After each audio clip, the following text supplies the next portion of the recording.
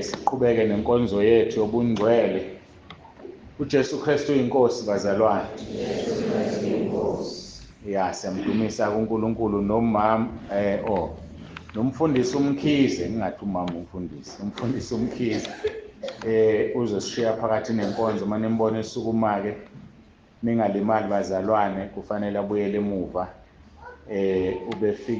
efikele lokhu akufikele letho uNkulunkulu. So-ke mase simbone sesukuma sibeke phansi-ke inhliziyo. Usehambile nomama uMdunyele? Cha, ngisho ukuthi mbizi usehambile.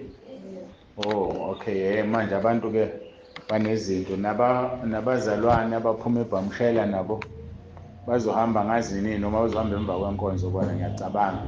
Yikho kukuhle okungcono ngoba si-late siqale ngezwi bese-ke abathanda ukukhululeka bahambe, kube lula ukuthi bahambe, sisale thina esisalayo nalokhu uNkulunkulu akasabele kona. Sesikhulekile-ke, sathandaza, ngicela-ke sivule izwi lenkosi, siqhubeka nenkonzo yethu yobungcwele. Sivula abaseThesalonika-ke manje. BaseThesalonika bokuqala, isahluko sesihlanu, amavesi nje amabili, 23 no-24.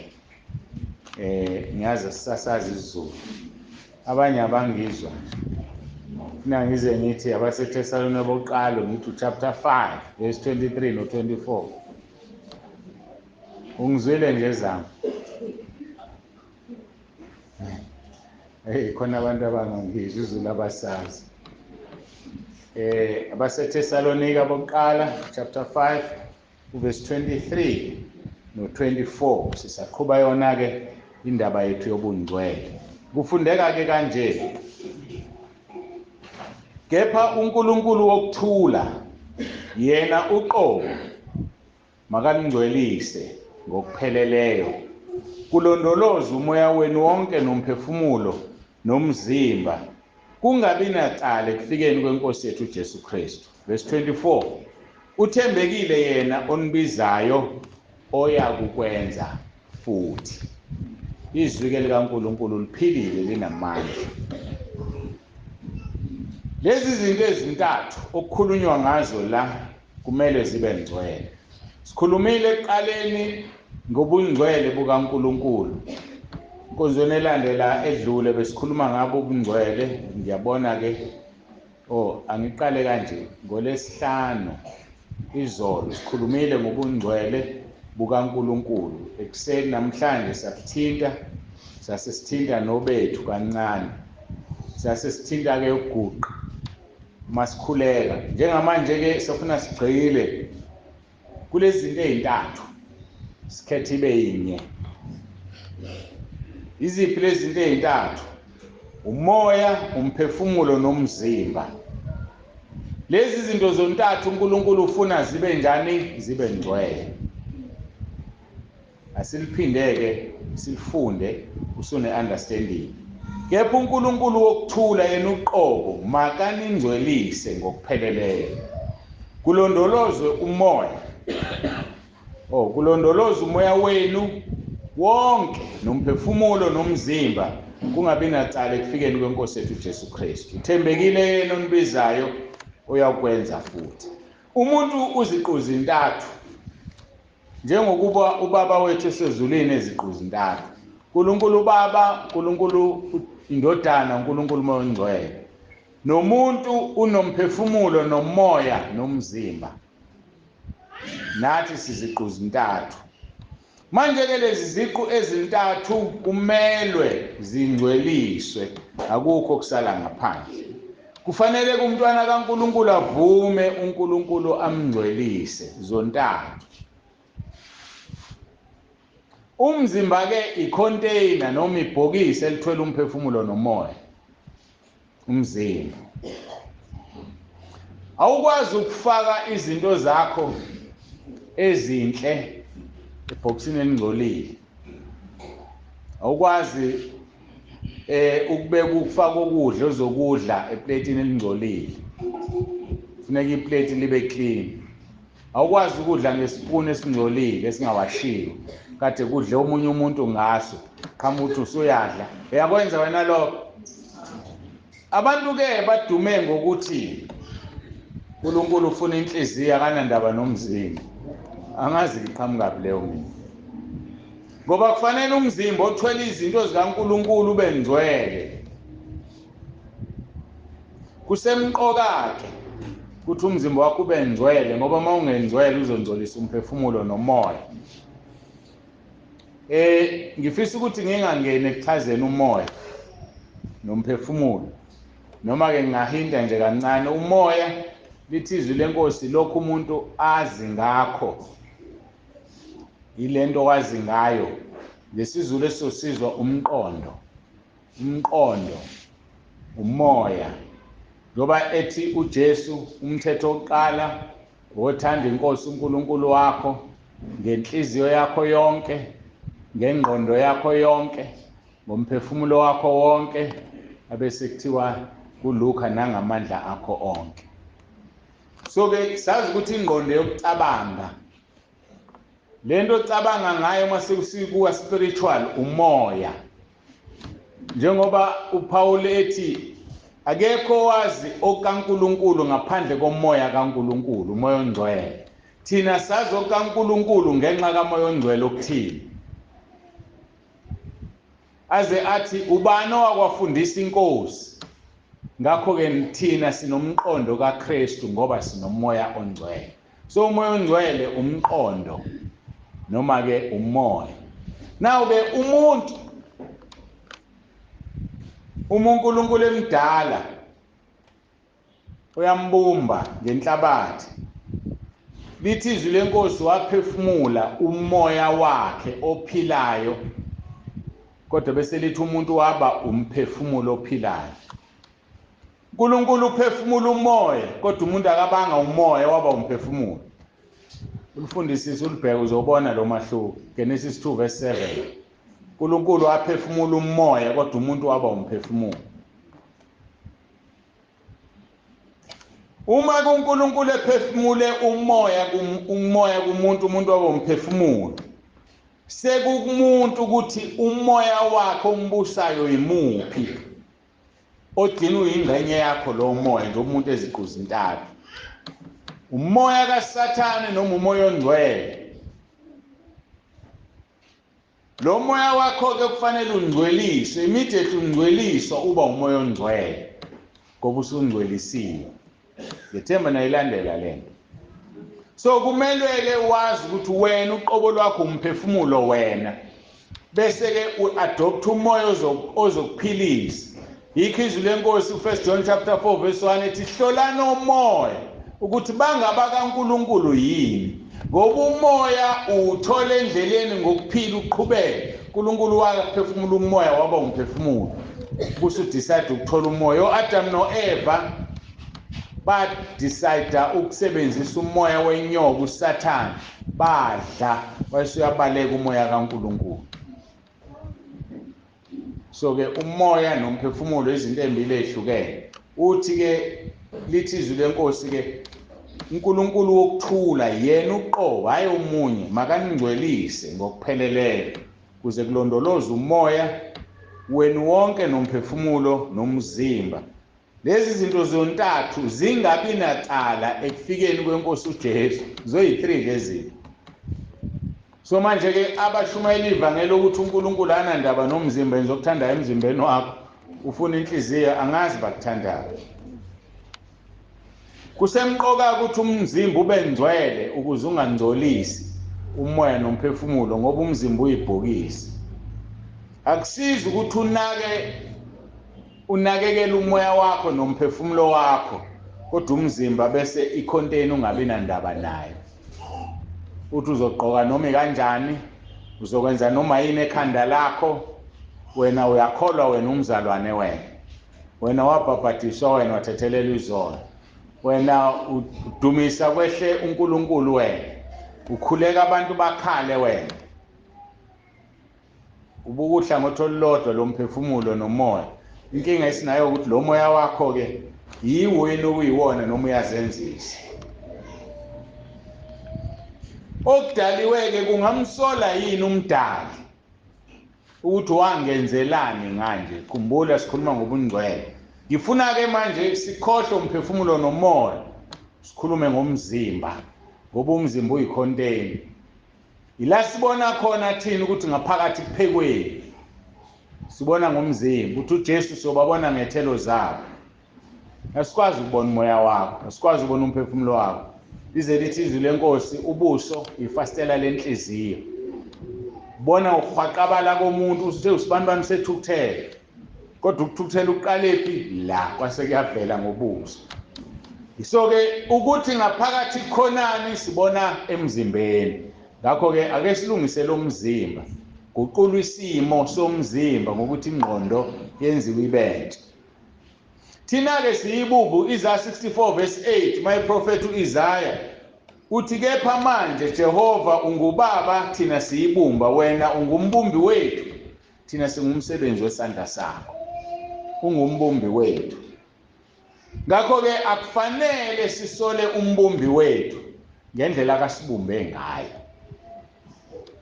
Ekugcineni kwakho konke simumfanekiso wakhe siyafana naye. Kodwa ekufaneni kwethu naye asifani kodwa ngqo. Kodwa into engiyithandayo ngokusifanisa kwakho uNkulunkulu, ngingathatha noma ubani la kumina ngihambe ngiye la ngingaziwa khona nawe ungaziwa khona ngifike ngithi indodana yami le. Osibuka bathi uyaziqinisile Nsibandeni yafana kanti asihlobene nje ukuhloba. Thatha indodakazi la ngifike ngiqhoshe ngayo lapha indodakazi yami la ibona sikhule kanjani. Uyazi uqinisile kanti ngiqamba amanga. Yayibona lo nto ingoba sinjani siyafana sifana nobaba wethu osidalile. Uyakhala ke uNkulunkulu ngabantu abaphendukezela ukudala kwakhe. Isaiah 29 verse 16 uthi ukuphendukezela kwenu ibumba liyakulinganiswa nombumbi yini ukuze okwenziweyo kuze kusho ngokwenzileyo ukuthi yena kenzanga na noma okubunjiweyo kusho ngokubumbileyo ukuthi akana kuqonda.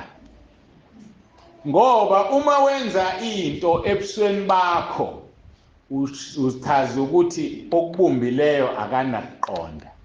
Wena wawungajabula amashiya akho eme ngalendlela. Dina usuwasusa kusuwadweba. Hlali awalonke esibukweni uyazishintsha ushintsha amashiya wabhekisa le usola uNkulunkulu wangenzelane ngaba nje. Hlali esibukweni kushona ilanga. Uzame izitayela zokubopha iduku ekhanda. Kahle kahle mase kuthiwa kuyabuzwa nje khona iqiniso. Uhlobela bani? Uhlobela bani? Omunye umama ushadile nobaba wakhe khona. Uhlobela bani ngempela? Ufuna ukubuka ubani? Yabona ukuthi inkani ukicashile lapho. Icashile. Ufuna yini ungazitomoti i-hour lonke ungayindawo la ekhaya uhlezi. Uyothi mawuqeda lapho uclean indlu washa izitsha upheka. Yini ukwenze mawuhamba? Icashile inkani nokumnikazi akayiboni. Bazothi mase bekukhuzela hayi ngishadile mina ngumfazi womuntu. Bese bethini abantu bethi noseyishayile akakayosi. Oseyosila akayidlo idlile udlicala. Kanti wena ofune lokho kushelwa wazilungisa uzilungisela bani? Usolelana uNkulunkulu ukuthi wakwenza waba nje. Abantu bafaka usimende ebusweni ufakela abantu usimende. Ufakela abantu ngempela lo simende. Ufuna abafana ukuthi awushongo ngomlomo. Cha sikhuluma iqiniso. Ufakelana usimende ebusweni. Umsolelana uNkulunkulu. Shintsha ubuso ubleache. Ubushintshelana. Michael Jackson nje ufese umlungu. Kodwa engena umlungu. Yivumeleni ngikhuluma. Yabo lokho engisakhuluma kusemoyeni nje. Ngisazokulanda ezweni.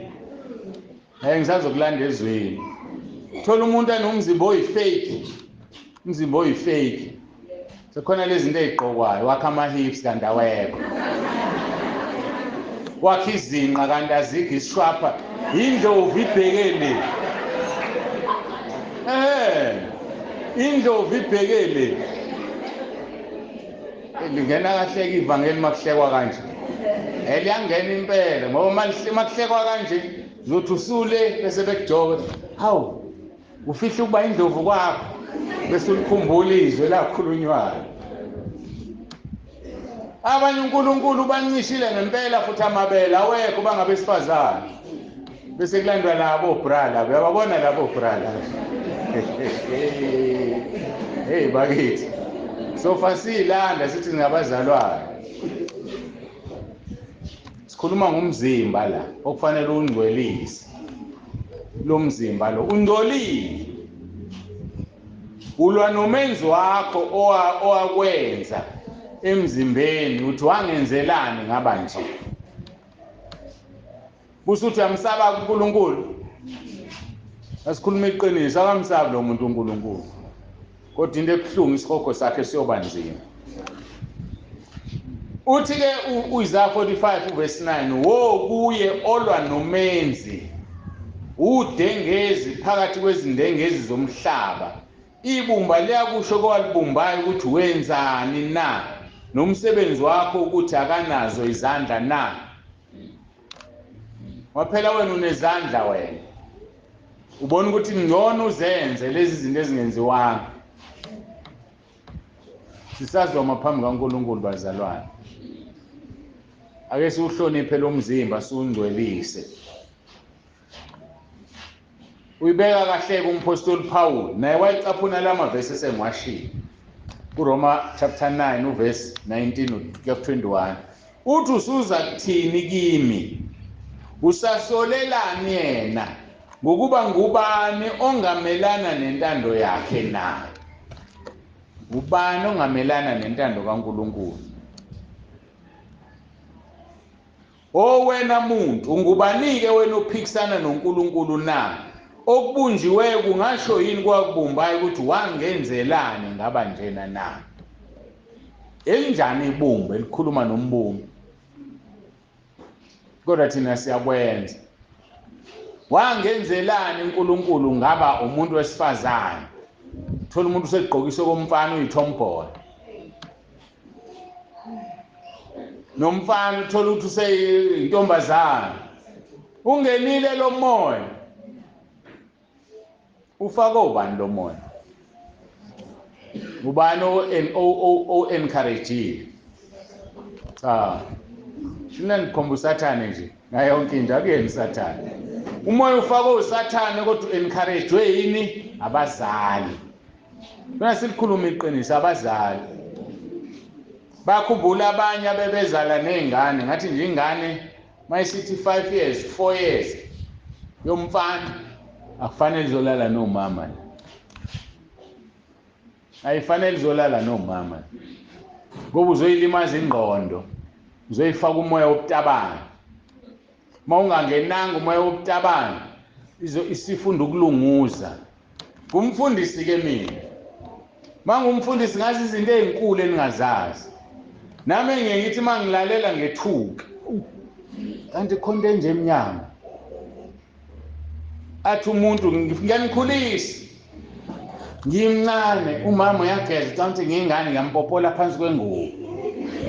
Lezi ingane zenu enigeza phambi kwazo ube no 6 years. Iyakupopola ingane kanti ilele. Zofaka umoya wobutabana, makungabanga yiwona ufaka umoya wobufebe enganeni.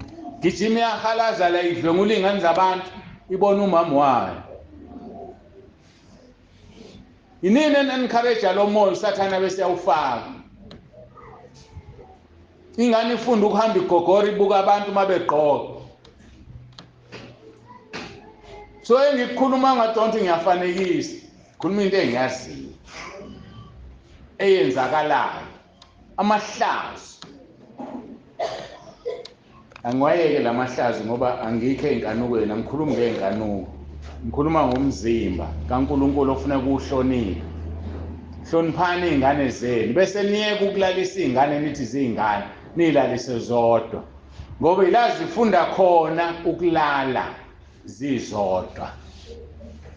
Ingane encane imazi umfowabo nodadewabo ukuthi akwenziwa lokhu kumdadewethu ifundiswa ubani ayikwazi uzuhlakaniphe sabona kwenziwa lento kudadewethu usuyenzile uyingane uyitshela uthini ingane na 5 years ngoba uzokwathi ungazi usole lutho awukwazi ukuyitshela ungenzi ukuthi kudadewenu uyayitshela ayikwenze kanti ngesikhathi ulokhu balalisa ndawonye ziyaganga izingane zincane. Akhulu omunye ulimele engqondweni uthi ubhuti wami waganga ngangimncane awangasho ngani akuzange kufike ngangingazi nami ukuthi uyona sengibona manje uthi wayengidlwengu uyayibona lo nto le disturb lo muntu engqondweni. Ubani iphutha lakhe lo umzali thatha izingane zolalisa endlini zonke kuthiwa zincane akho ngane encane usathane emdala umoya kaSathane. Asikhuleni bazalwane kumoya siyeke ukulimaza izingane zethu. Asingeneke la ngisaqhuba le ndaba le oba seRoma chapter 9. Wena muntu ngubanike wena ophikisana noNkulunkulu na okubunjiweyo kungasho yini kwakubumbayo ukuthi wangenzelani ngaba njena na. Verse 21 ngokuba akanamandla yini umbumbi ebumbeni ukwenza ngesigaxa sisinye isitshe esinye esihloniphekile nesinye esingahloniphekile. Usebenzisa ibumba elilodwa uNkulunkulu sonke sidalwe ngenhlabathi. Mawuya lapha esibhedlela ugula akushiyi ukuthi igazi labelungu leli igazi labantu abamnyama igazi liyafana. Noma umlungu angakunyanya njengoba umuntu omnyama mhlawumbe wagula ugijima negazi lomuntu omnyama emzimbeni wakho kodwa uyakunyanya. So sidalwe ngebumba elilodwa kodwa lithi izwi akwenzeki yini uNkulunkulu ngebumba elilodwa adala isitshe esihloniphekayo nesingahloniphekile. So singobani thina ukuhlulelana singobani thina ukugxekana ukuthi usibani bani mubi usibani bani ukuthi uqhoshe ngobuhle bakho sengathi usidalile. Avela uNkulunkulu akwenzela isimanga avela kushaya umfana oqomile akupatshaza isolifu kuphela ubuhle athi ukuqhosha ngabe uqhoshela abanye. Awukwazi ukuqhosha ngento eyiyona ngoba uzidalanga. Awukwazi ukubukela phansi omunye umuntu ngento ayiyona ngoba naye akazidalanga. Siyayibona lonto umzimba kaNkulunkulu ufuna siuhloniphe. Baningi ke abantu abamsola ngezenzo umbumbi wabo. Athi umpostoli Paul 2 Corinthians chapter 3 verse 5 banesimo sokumesaba uNkulunkulu kodwa amandla akhe bayawaphika. Baningi ke abazalwana abanesimo sokusaba uNkulunkulu kodwa amandla bayawaphika ngezinto abazenzayo. Umuntu athi ubambe age kanti ubani okuvumela ukukhulu ube naleminyaka onayo uyayibamba wena age uzama ukuba ingane ulwa nomdalo wakho nje awuke madoda kwaze kwalikhuna ngathi ngiyalivala izulu manje nomuntu oyizamayo athi omunye sigqoka izinto ezibamba umzimba ngoba umzimba manje mangabe ungawubambi ngalutho uyadedeleka nje kanti ubani wathi awadedeleka. Kahle kahle mawusuzibuza ekujuleni kwenhliziyo ubambela ukubuka ubani lomzimba. Uyazi ukuthi kucashile ukunakile wena ubani ozokuhleka mayekuhlekile kunani ngoba uhleka umdalo wakho ubambela ukuthini lo mzimba nkani ukicashile ubambela besilisa noma wesilisa ubambela besifazane asiyeke imkhabethe idedeleke idedele umkhaba uyidedele izinqa ishonele na uyidalanga wena. Abanye bayahamba baze bayohlinzwa aphungulisisa umuntu. Sikhuluma ngani ngokungcwelisa umzimba asingene ezivunulweni. uNkulunkulu akayifuni ivunulo. Yini isivunulo? Bani othanda ukungiphendula? Yini isivunulo? anizazi niyasaba nokusho. Mawuthatha iBhayibheli lesingisi ivunula ama-ornaments. Lezi zinto ezihlobisa ngazo ama-ornaments. Mawufunda Exodus 33 verse 5 kuya ku-6 uJehova wayesethi kuMose, yisho kubantwana bakwa-Israyeli uthi, ningabantu abantamo ilikhuni uma ngikhuphuka ngiphakathi kwenu, nangokuphazima kweso nje ngiza kuniqeda. Ngalokho khumulani manje izivunulo zenu ukuze ngazi ukuthi ngiyakwenzani kini. uNkulunkulu akakwazi ukuhamba nabantu abanezivunulo, abantu abazihloniphayo, abazihlobisayo. Akakwazi ukuhamba nalowo muntu. Yikho-ke ngibe nenkinga. Uthola umuntu uyayikizela ekhanda, uthola umuntu umeyikhaphile wenze zonke izinto, azokutshela ukuthi umoya ongcwele uthe. Ukahlale kodwa umoya ongcwele lapha. Uke ahlale kodwa ngempela uma ehlezi yini angakhulumi ngoba kusezwini la. Uthi uJesu umoya ongcwele uzosifundisa konke, aphinde asikhumbuze okukhulunywa uJesu, usikhumbuzile. Ngiyadabuka ngoba kunabantu abazolahlelwa ukuthi bahlambalaze umoya ongcwele. Athi umuntu umoya ongcwele uthe, kodwa isimo sangaphandle sibe sikuphikisa ukuthi umoya ongcwele uke wakhuluma. Yikho mina ngake ngakusho ngohlale ngikusho futhi, akulula ungithole ngithi mina umoya ongcwele uthi, ngoba angifuni ukuthi ngithi umoya ongcwele uthe kanti mhlambe ngiqamba amanga sengenze isono engayuqolelwa kuso. Ngcono ngithi uNkulunkulu uthe noma uJesu uthe, ngoba umoya ongcwele makwamhlambalaza olukho uqolo kuleli nakwelizayo. So abantu kulula nje, and ngendlela asabeka ngayo umoya ongcwele. Womzalwane wathi, bazalwane umoya ongcwele akajabulile, wonke umuntu uyathothobala. Udlula lo zothi bazalwane uJesu akathokozile. Hayi, akusindi lokho. uNkulunkulu akathokozile akusindi, kodwa maye kwathi umoya ongcwele, but umbuzo wami uthi neqiniso elingakanani kusho umoya ongcwele. Ngoba unembezo ukhona kumuntu, unembezo uyakhuluma. Uzongitshela ukuthi umuntu ongakholwa unomoya ongcwele? Unembeza wakhe mayiqala nje ushaya umuntu uthi unembeza, uzoboshwa uma usumshaya lo muntu. Athini-ke lo athi kusho umoya ongcwele? Bazalwane asihlukaniseni, asikwazi sithi sinomoya ongcwele kanti singcolile. Ungadlaleli nje kulelo gama. uNkulunkulu akayifuni ivunulo. Uthi-ke Mose yisho kulaba bantwana bakwa-Israyeli ukuthi ningabantu abantamo olukhuni, uma ngikhuphuka ngiphakathi kwenu nangokuphazima kweso nje ngizoniqeda. Athi verse 6 abantwana bakwa-Israyeli bazihlubula izivunulo. Ziyakhishwa izivunulo uma ufuna ukuhamba noNkulunkulu, bazihlubula izivunulo zabo kusukela entabeni yaseHerod. Ngifuna ukuphawula lokho, uNkulunkulu izivunulo akazifuna, akamfuni umuntu oyihlobisile. Sihlobisa-ke ngendlela eyiningi abantu abanayo. Yazi abanye benzani? Umuntu avela asukela iringi ayifaka. Uyifakeleni iringi ungashadile? Akazi naye. Uyazihlobisa. uNkulunkulu akayifuni ivunulo. Yebo into elula kangaka. Uyifakeleni ngempela iringi ungashadile? Nawawazi. Isaiah 3 verse 16 kuya 25. Ukulahlwa kwamadodakazi aseSiyoni. Ngisho ngathi izoya ngokushuba lento. Funa uyilalele kahle la. Wathi futhi uJehova, ngenxa yokuba amadodakazi aseSiyoni eziphakamisa. Ukuziphakamisa nje uNkulunkulu akakufuni. Ukuziphakamisa ukuyiqhenya, uyiqala nje uziqhenye, uzibona ungcono kunabanye abantu, uzibona umuhle kunabanye abantu. Munyazi akhuluma athi hayi kwethu nje mina ngedwa engimuhle. Laba abanye hayi angazi yena uNkulunkulu ngathi wabadala engenasikhathi. Amagama amakhulu kangaka. Amakhulu kangaka. Mawakwalikhuluma lelo gama udinga ukuphenduka, ngiyakutshela nje mina kahle. Udinga ukuphenduka. Wabukela abantu bakini phansi. Wagxeka umuntu. Yazi ukuthi angingene kulento kanti angifuni ungene.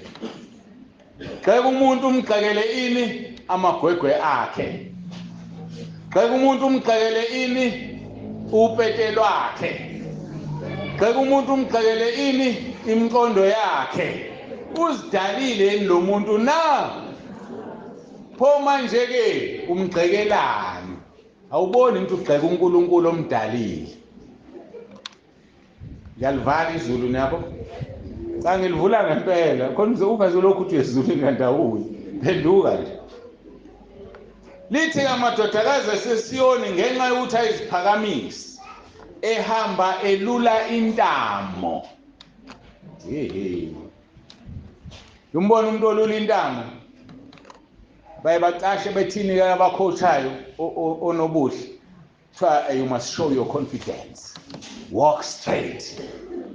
Kanti usushaye yizwi uhamba ulula intamo ngoba you walk straight. Hamba straight uNkulunkulu ekudalile uqale wathi walk straight ungangale ngane. Hayi you walk straight just because you are being trained to walk straight akuyondlela ohamba ngayo. Ngoba usola umdali wakho iyashuba ngishila ngathi izoshuba. Kuthiwa ehambe lula intamo eqhikiza amehlo. Hayi ngathi nilivulile leli vesi. Eqhikiza amehlo. Eqhikiza amehlo.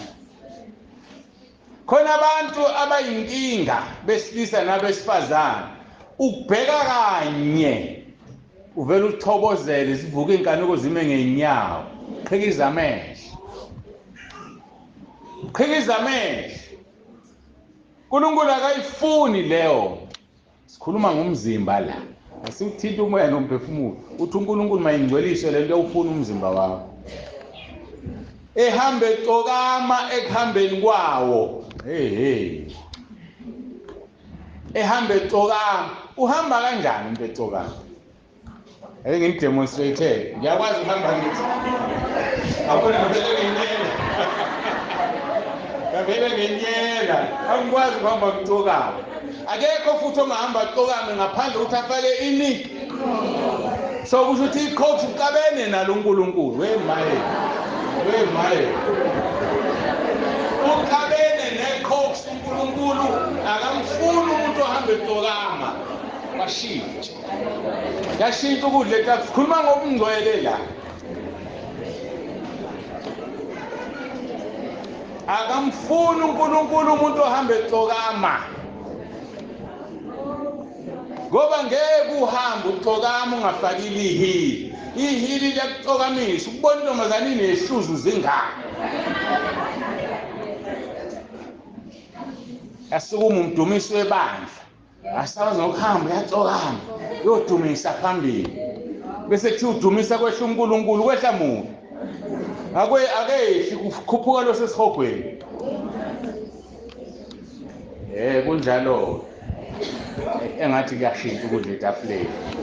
Yabona ubungcwele kulahla icathulo ke manje. Uthi ke eqhikiza amehlo ehamba exokama ehambeni kwawo ekhenceza izinyawo zawo. Ziyakhenceza inyawo. Yabona lamabhengela afakwe enyaweni. Yabona khenceza inyawo. Noma kwenziwa njani kambe? Ngithi ngakwenza ngiyahleka senginibonile. Mohamba ubeka unyawo liphambanisa uthi onobuhle. Mase kuthi uyawokha uthatha unyawo ulibeke ngapho ulibeke ngapho. Phambane inyawo.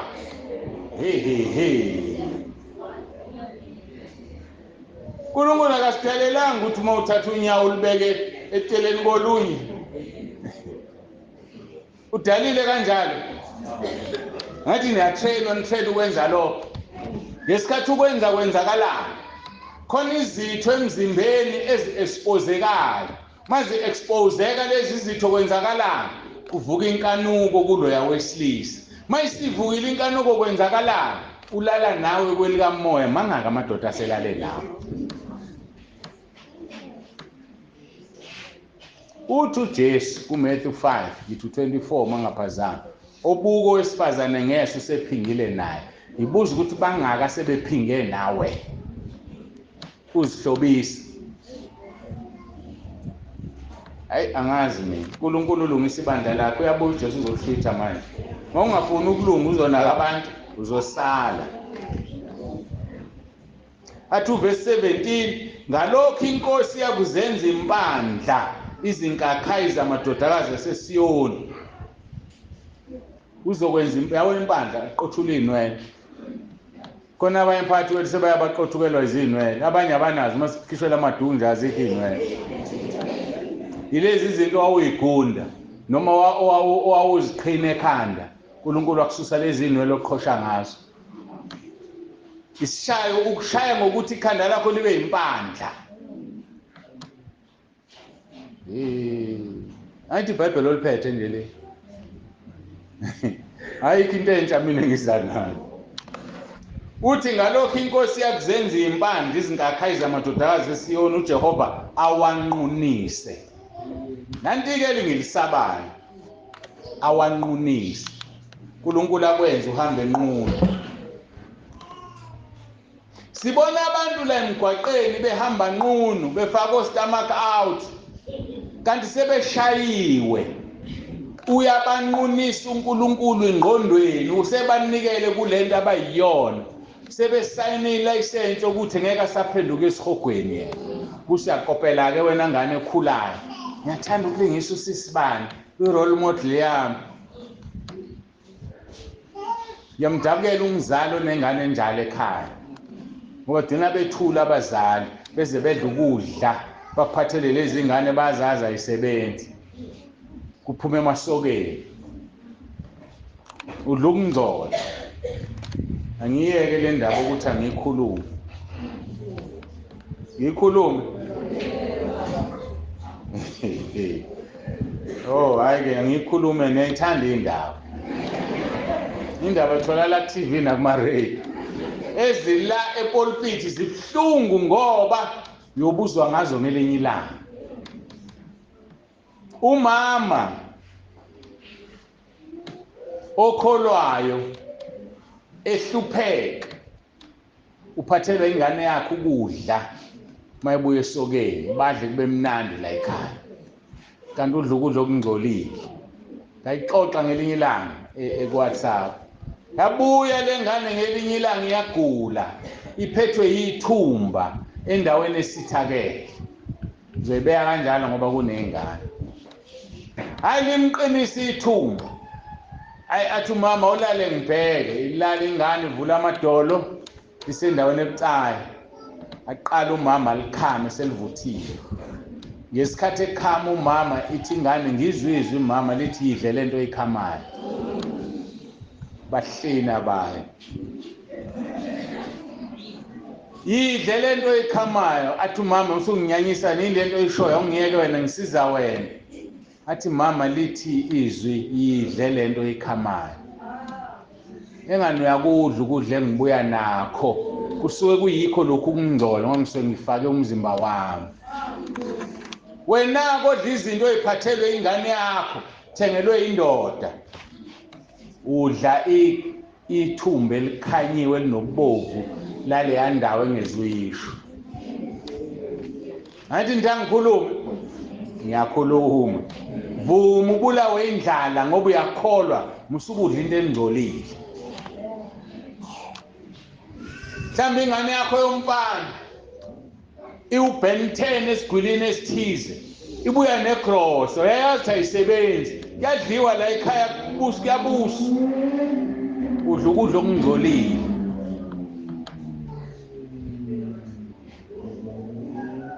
yabona abantu abaqamba imali yesibonelelo kahulumeni imali yeqolo babe wrong kodwa babecacisa ukuthi itholakale ngokusebenzisa iqolo kodwa ke ba wrong ngoba uNkulunkulu uhulumeni amhlonipha uhulumeni ubeko uNkulunkulu so imali esithola kuhulumeni esibonelelo ayisona isono ngoba iphuma kuhulumeni awulalanga nohulumeni eyisono ile ephuma kumfana ngoba une control over you uzothi mawusuthi hayi ngisindisiwe mina efuna umzimba wakho athi ngizoyeka ukukunika imali engane bese wenze njani bese uyamnika uhulumeni akakunikiseli ngalutho iclean imali yakho uhulumeni uwondla intandane ezigcwele esizweni so ayingcolile imali yeqolo ukuthi yaqanjwa kabi akuyona eqolo isibonelelo sahulumeni eqolo yileyo lokhu icollector kumfana funza abazali bakho nengane yakho uDoti ngalokho inkosi yakuzenza impanda izingakhayi zamadoda asesiyoni uJehova wanqunisa verse 18 ngalolo suku inkosi yakususa umhlobiso yawo izigqizo nemqhele nezimbedu ezinjengenyanga yonke imhlobiso leyo ngelinye ilanga uthi uNkulunkulu uyisusa lezi zinto ohlobe ngazo verse 19 nezikhaza amatiti lawo namasongo amabhengele into efakwa la nezimvakazi imvakazi angithi lento embathwa emahlombe yonke into ozidecorator ngayo akayifuni uNkulunkulu othatha iBhayibheli lesingisi ngikhohliwe bengithi ngobeka ilokhuzana ifoni yami ngivule umhlo lesingisi khona ngizothi mangisho igama la ngilibheke ngapha ngikuchazele uthatha iBhayibheli lesingisi ukuchazela kahle yonke lento nezigqoko nemihlobiso yemlenze nezibhamba nemfuma neziqu imfuma ama-perfume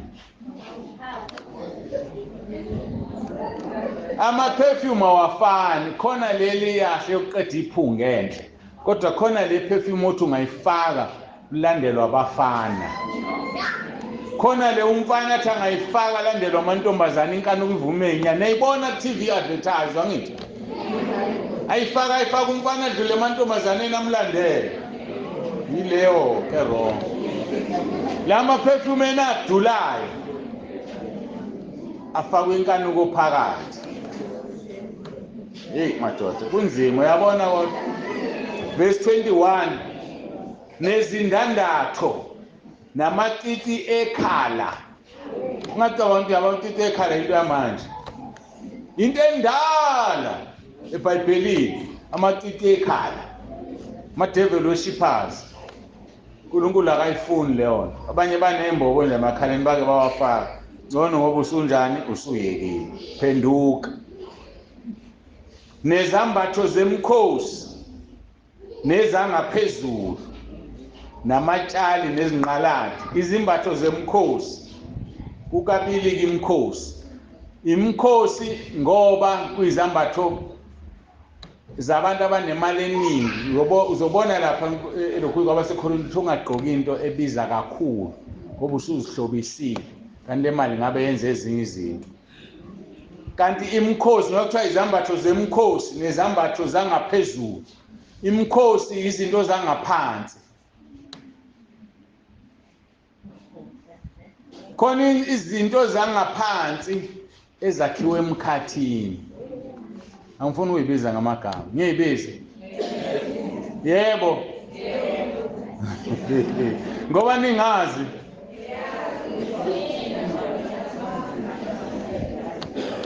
uNkulunkulu akafuni sigqoke into evusa inkanuko kukhona le wena othi uyigqokile wena ivuse kuwe inkanuko wena uyifakile ngale komuntu ongale angazongena kule phezulu kukhona izinto zokugqoka ezakhiwe la emkhathini ake ngikhulume ngalento ethandwa kakhulu abesilisa abazi abafundisi bazwashumayele beyifakile yathi devil worship ngelinye ilanga ama-jean yakhiwe emkhathini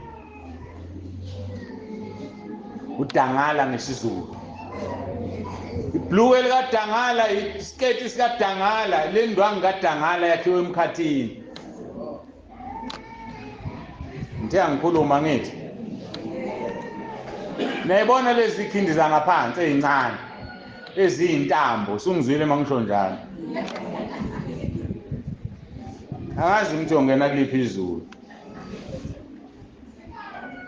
kuthiwa-ke nezinqalathi nezibuko nelinene elicolekileyo nemishuqulo nezilembu nezibuko ibuko ngifaka ibuko mina kodwa khona lezokuswenka lezokubukwa ngifuna ukubukwa ubani ngimshiye ekhaya unkosikazi ngiyadrayiva ngedrobheni sekhona ibuko engiyifakayo angiyifaki mangila ekhaya ngifuna ukubukwa ubani ngakho uNkulunkulu ubuka inhloso, yonke into yenza inenhloso ebhedayo phakathi isono. Yini ungayishayela ezibukula ekhaya uklina igceke uma umuntu wesilisa kodwa uyishama uphuma uhambe? Ufuna ukubuka ubani? Izintombi? Zizoza-ke baba wami omdala, ngoba kuyaziwa ukuthi njani ngiyadedela la. Ikuchuthe ibisiyabaleka la, iyobaleka khona umelwa inhliziyo kanti vele usumdala ufe nkosikazi yakhe ibe umfelokazi, gijimisana ney'ngane ey'ncane baba umdala. Uswenkelani nje inoyiswenkelani, shisalukazi sakhe ekhaya. Ibuko-ke nelineni elicolekileyo, khona izinto okufuneke singazigqoki ngoba zi-expensive kakhulu. Ungenza okunye useyakhala wena la noma usuvela ngayo. Nemshuqulo nezilembu, kuyokuthi esikhundleni samakha kube nokubona. Esikhundleni samakha, so uma uthanda lama perfume lawa adulayo, one day uNkulunkulu uzokushaya ngokubona. Uthi uyadlula nje wena abantu bakubhekisise, lo mntwana okuyiphunga lokufa ephila. Lo muntu ngathi uyingcolisile etoilet, bakubhekayo akayingcolisile kodwa uyanuka. Ushayiwe, ushaywe uNkulunkulu. Lezi zinto uzozenza. Athi nasesikhundleni sebhande akushaye ngegoda, nasesikhundleni sey'nwele ezilungisiweyo akushaye ngempandla. Lungisa-ke wena iy'nwele uyishintshe kulento eziyona. Nasesikhundleni sesidiya isibamba sendwangu yamasaka. Nasesikhundleni isidiya-ke kuthiwa yini lento eboshwa la ekhanda, udinga uhambe usobopha indwangu yamasaka. Nasesikhundleni sobuhle akushaye ngesishada. Yabona lo buhle oqhosha ngawo, uvele ube namabalabala nje amnyama. Endagqama kakhulu Nkosi yami umuntu ompofu, abese bawesi kompofu waphinde wakrima, noma bewesi komnyama waseyakrima. Asikhuluma iqiniso. Phenduka mawukwayenza leyo nto, bukha nje sixoxe kahle nawe, ngikukhulekele ngikucelela uxolo uNkulunkulu, ngoba ngale kwalokho esihogweni.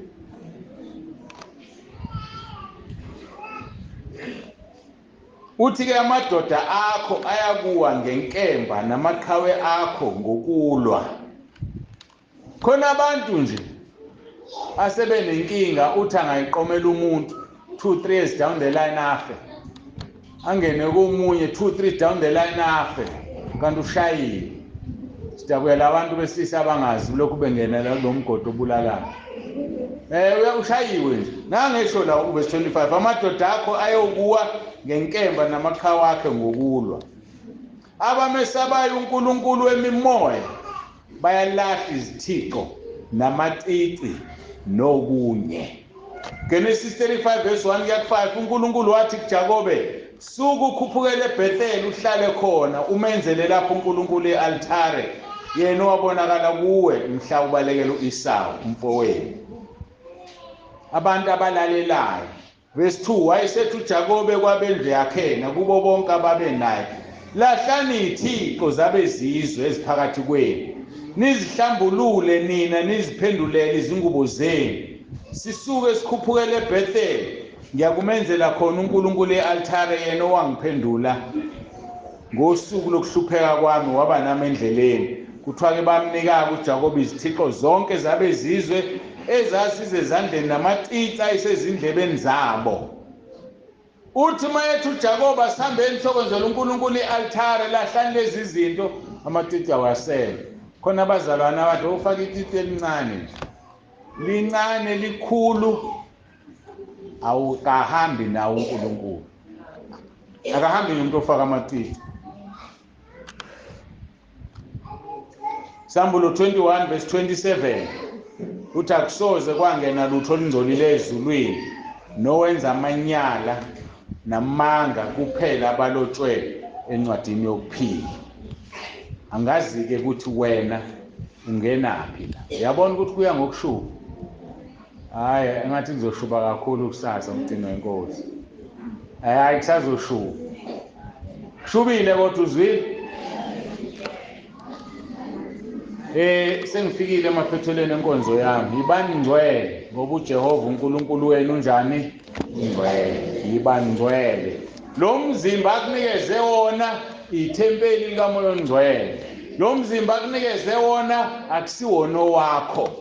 Utshelekiwe, uphathiswe kwezikhali zamantungu. Ngoba usazophendula phambi kaNkulunkulu ophilayo ukuthi uphathe kanjani lo mzimba. Mbonga uNkulunkulu ngobuhle akunikeze bona. Umbonga uNkulunkulu ngobubi akunike bona. Ngoba inhliziyo yakho iyafana nenhliziyo yomuntu omuhle mawumuhle. Mhlawumbe uNkulunkulu ubona ukuthi mayekwenza ube muhle awusoze umkhonze nangengozi. Ngoba ubuhle bahamba nezilingo. Mawumuhle ushelwa uzube ugogo. Bekushela ngoba unjani umuhle. Mawumubi bakuyeka usemncane uyintombazane. Lokhu bekudlula nje befuna abangani babo bekushiya wena. Bakuphephisa. Isizulu size sisho sithi ikhiwane elihle lidwalani. Asikhuleke ngihlale phansi ngithethe umphakathi ohlele. Ngabe egameni likaJesu phambi kobuso bakho. Siyabonga uNkulunkulu wethu onomusa, sibonga izwi lakho esesilizwile. Ubani ongakhuluma kahle kangaka nathi, ubani ongasinike uthando olungaka. Sisize Nkosi kube yilona lo yaphenduke. Asivume isono sakhe asishiye. Shilo kwizaga 28:13 wathi ufisa isiphambeko sakhe akayikuphumelela kodwa uzivuma yazishiye uzothola umusa. Sinikela kuwena Nkosi impilo zethu. Siyacela uqhubeke nokukhuluma ukhomba amabali. Ngoba sifuna ukesifogweni, sifuna ukujabula ingunaphakade. Lesi sikhathi esisiphile emhlabeni sincane kabi kunokuthi siphathaniswe nesikhathi esiyobhubha sikhale esifogweni. Ngcono sihlupheke isikhashana emhlabeni ngoba inhlupheko zesikhathi samanje ziyasisebenzela isilinganiso esikhulu kakhulu sengazibule umbulu wakuthini. Ngiyakhuleka Nkosi namanje siyabonga ukuze kube manje qhubeka nathi uhlelo lusaqhubeka ukusise labo nalabo abazofakaza nalabo abanikwa ithuba. Hlala Nkosi olimini lwabo abakhulumayo kube ukuvela kuwena kube umlilo kube Nkosi okusisizayo endleleni yethu yokukhona. Siyabonga ngoJesu Kristu. Sibonge Nkosi ngakho konke usondle ngakho ngokumzimba. Usisa Nkosi bonke abanikelile. Abanye Nkosi abanikelile ngoba bengenakho babusise nabo. Nkosi ngoba sibandlululi mawusiphila isipheko sibe sonke. Khona nabanikele ngaphezulu kobekuceliwe. Ngiyacela Nkosi babusise. Busiseke Nkosi nezandla ezikwenzileyo. Baqinise abantwana bakho basemzimbeni ezinyama balalanga nokulala. Bapha amandla Nkosi ukuthi bahlale kube umqhele wabo kwelizayo. Nathi ke Nkosi sisize thina abanye kuba Nkosi sikhonze ngeqiniso. Singalandulelwa ngokuthi sasihlezi thina abasebenza abanye kodwa sikhonzana ngeqiniso. Nabasazohamba ke Nkosi emva kwale nkonzo bagcini balonde. Nimelana nemoya amadimoni amadebelo eshiphaze endleleni abanesabelo phezu kwabo. Siyacela Nkosi babiyele bakhona abahambayo ukuhlukana kwemoto. Nathi sisasele sibiyele usigcine silondoloze kuze kube isikhathi ubuya ngaso Nkosi Jesu singene ezulwini lamasana. Siyabonga egameni lakho. Saqhubeka inkonzo sibonga nje izwi uNkulunkulu wethu onomusa uJesu Kristu. Amen.